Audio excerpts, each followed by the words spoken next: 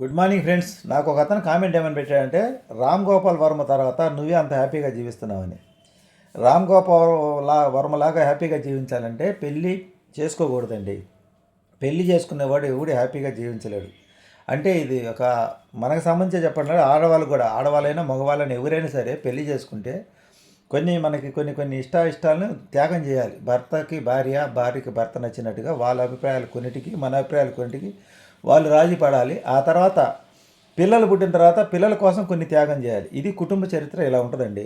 మీరు అనుకున్నట్టుగా రామ్ గోపాల్ వర్మ స్వేచ్ఛగా జీవించాలంటే అందరిని వదులుకోవాలి. పెళ్ళిళ్ళు చేసుకోకుండా ఉంటే స్వేచ్ఛగా జీవించవచ్చు. పెళ్లి చేసుకున్న ఎవడైనా సరే స్వేచ్ఛ అనేది ఉండదు. నేను ఈరోజు ఉదయాన్నే లేచి, సండే కదా, నిన్న మనం పొరాటా కిచిడి ఏం తినలేదు కదా, ఇలా ఉదయాన్నే పొరాటా తిందాం అనుకుని మా ఆవిడ వంటగదిలో ఏం చేసిందంటే దోశకి రెడీ చేసింది. దోశకి రెడీ చేసి కొబ్బరి చట్నీ చేసింది అనమాట. నేను అన్నాను, నేను ఈరోజు పొరాటా తిందాం అనుకున్నా కదా అంటే, తినే పని నీ వరకు పోయి తిను అన్నాడు.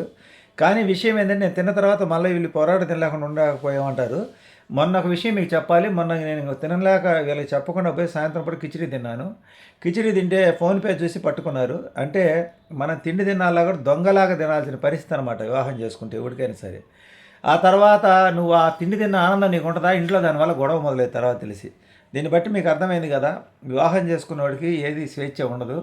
అందరిని ఒప్పించుకొని చేయాలి. భార్య పిల్లల్ని చిన్నప్పుడైతే పిల్లల్ని ఒప్పించవలసిన అవసరం లేదు. వాళ్ళకి కావాల్సిన అల్లరికి సంబంధించి మనం కొన్ని త్యాగాలు చేసి మనం కొన్ని మానుకుంటే కానీ వాళ్ళని చదివించలేం అనమాట, మధ్యతరగతులు ఎవరైనా కానీ.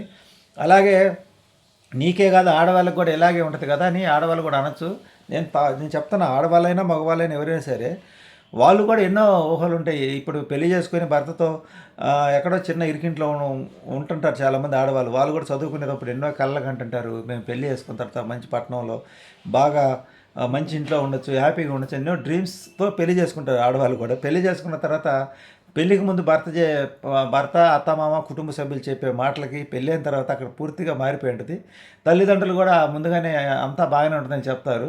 ఆ తర్వాత అయిపోయిన తర్వాత ఆ అమ్మాయి అత్తగారింట్లో గడుగు పెట్టకుండా అక్కడ ఊహించిన ఊహ వేరు, అక్కడ రియల్గా వాస్తవం చూసే విషయం వేరుగా ఉంటుంది అనమాట. ఇంకా అక్కడి నుంచి రాజీ పడకపోతే గొడవలు మొదలవుతాయి. గొడవలు మొదలైతే ఇంకా తర్వాత ఇట్నే కాపురాలు విడిపోయి గుల్లైపోతాయి అనమాట. ఇంకా అక్కడి నుంచి ఆ అమ్మాయి సర్దుకోవాలి, లేకపోతే ఆ అబ్బాయి సర్దుకోవాలి.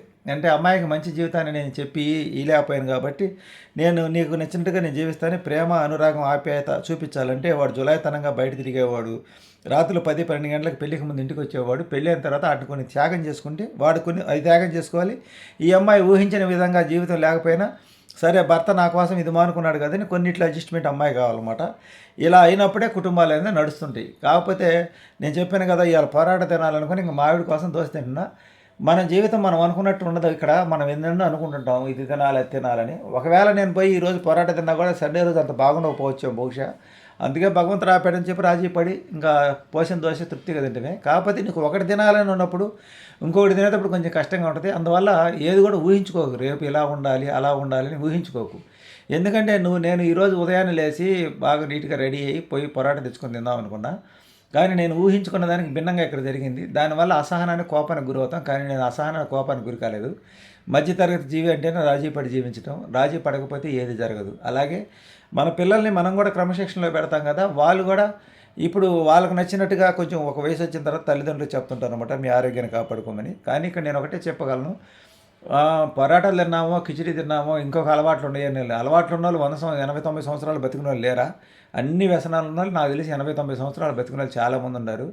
ఏ వ్యసనం లేనాడు పెందలాడ పోయినాడు ఉన్నాడు. ఆయుర్దాయానికి అలవాట్లకు సంబంధం లేదు. కాకపోతే ఒక్కటి మాత్రం చెప్పగలను, ఇప్పుడు మనం కిచిడి పొరాట తింటే మన శరీరానికి వేదన కలిగిద్ది అనమాట, మసాలాలు తినడం వల్ల. ఆ వేదన వల్ల అనారోగ్యంతో బాధపడతాం అంతే. తినేటప్పుడు కలిగే ఆనందం, తర్వాత బాధపడతాం. ఈ దోశ ఇట్లాంటి తినేటప్పుడు కొంచెం కష్టంగా ఉంటుంది, రోజు దోశనా అని. కాకపోతే తినేటప్పుడు కొంచెం బాధపడిన తర్వాత నిమ్మలంగా ప్రశాంతంగా ఉంటాం. అంటే మనకి రోజు ఎలా గడిచిద్ది, మన శరీరానికి ఎలా ఏది తీసుకుంటుంది దాని ప్రకారం మనం తీసుకోవాలి. రెగ్యులర్గా అవి కూడా తినకూడదు, రెగ్యులర్గా ఇవి కూడా తినకూడదు. మనిషి అన్న తర్వాత కూసంత కళాపోషణ ఉండాలని అప్పుడప్పుడు అటు తినాలి. కానీ ఇవన్నీ జరగాలంటే పెళ్ళిళ్ళు చేసుకుంటే మటుకు ఇవన్నీ జరగవు. పెళ్ళిళ్ళు చేసుకొని కూడా హ్యాపీగా ఉన్న వాళ్ళు లేరంటే రాజీ పడతారు అంతే, హ్యాపీగా ఉన్నట్టు నటిస్తారు. పెళ్లి చేసుకున్న ఎవరినైనా అడగండి, నటిస్తారు అంతే. పెళ్ళి అయిన కాంచి పెళ్ళికి ముందు మనం సెకండ్ షో సినిమాకి వెళ్తాం, పెళ్ళి అయిన తర్వాత పోవాలంటే కుదిరిద్దా? పోలేం. పెళ్ళికి ముందు మనం ఎక్కడికంటే అక్కడ ఫ్రెండ్స్తో కలిసిపోతాం, పెళ్ళి అయిన తర్వాత పోవాలంటే కుదిరిద్దా? కుదరదు. అలాగే ఆడవాళ్ళు కూడా అంటారు, పెళ్ళికి ముందు మేము అక్కడికిక్కడ స్వేచ్ఛగా తిరిగాం, పిల్లలకి పెళ్ళి అయిన తర్వాత మేము ఏ ఏ గుడ్లు కట్టుకున్నా తప్పు అంటున్నారు, పెళ్ళికి ముందు మేము డ్రెస్సులు వేసుకునే వాళ్ళం, పెళ్ళి అయిన తర్వాత వేసుకుంటే తప్పు అంటున్నారు. పిల్లలు నిన్ను చూసి సమాజం ఏం నేర్చుకుంటుంది, పిల్లలు ఏం నేర్చుకుంటారు, పిల్లలు మేము పెద్ద తల్లిదండ్రులను చూసి పెరుగుతారు అంటారు కదా అని వాళ్ళకు కూడా చాలా చాలా ఉంటే చదువుకునేటప్పుడు ఉండే కోరికలు పెళ్ళి అయిన తర్వాత అన్ని అడ్జస్ట్మెంట్ చేసుకుంటారు. కాబట్టి ఇక్కడ పరస్పరం ఒకరికొకరు అంగీకారం చేసుకుంటూ ఒకరి ఇష్టాలను ఒకరు గౌరవించుకుంటూ అందరూ ఏకాభిప్రాయంతో నడిస్తేనే జీవితం అయింది. నేను అందుకే చెప్తున్నా, మనం స్వేచ్ఛగా స్వాతంత్రంగా జీవించాలంటే వివాహం అనే దానికి దూరంగా ఉంటే అవన్నీ జరుగుతాయేమో బహుశా. కానీ వాటికి దూరంగా ఉన్నప్పుడు వాటి వల్ల కొన్ని జరుగుతాయి, కొన్ని కష్టాలు ఉంటాయి మళ్ళీ. అంటే ఏదైనా ఆరోగ్యం బాగాలేనప్పుడు పట్టించుకునే వాళ్ళు ఉండరు, ఏదన్నా పరిస్థితి మనం బెడ్ మీద లాస్ట్ ఫైనల్ స్టేజ్లో చూసేవాళ్ళు ఉండరు. ఇలాంటివి కొన్ని కొన్ని ఉంటాయి. అంటే నీకు ఇక్కడ స్వాతంత్రం కోరుకుంటే దానివల్ల కొన్ని ఇబ్బందులు వస్తాయి అన్నమాట. అందువల్ల ఎలా ఉన్నా మనిషి జీవితం అనేది అడ్జస్ట్మెంట్ కావడమే. మన భూమి మీదకి వచ్చిన ప్రతి ఒక్క మనిషి వాడి ఇష్ట ప్రకారం జీవించడానికైతే అనుకుంటాం, కానీ లేదు ఇక్కడ అవకాశం. ఇక్కడ అడవిలో జంతువుకి స్వేచ్ఛ లేదు, సమాజంలో ఉన్న మనిషికి స్వేచ్ఛ లేదు. అడవిలో జంతువు దానికన్నా బలమైన జంతువు వచ్చి దాని మీద దాడి చేసిద్దని అది ఎప్పుడు ఎలర్ట్గా ఉండాలి. ఆ బలమైన జంతువు బలహీనమైన జంతువుని వేటాడటం కోసం ఎప్పుడు వేట ప్రారంభిస్తూ ఉండాలి.